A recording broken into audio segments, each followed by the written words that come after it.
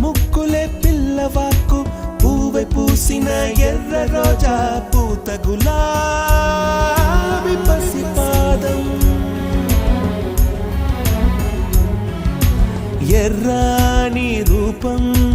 ఉడికే కోపం ఎర్రాని రూపం ఉడికే కోపం సంధ్యావర్ణ మంత్రాలు వింటే ఎర్రని పంట పాదమంటే కాంచనాల జిలుగు పచ్చ కొండ బంతి గోరంత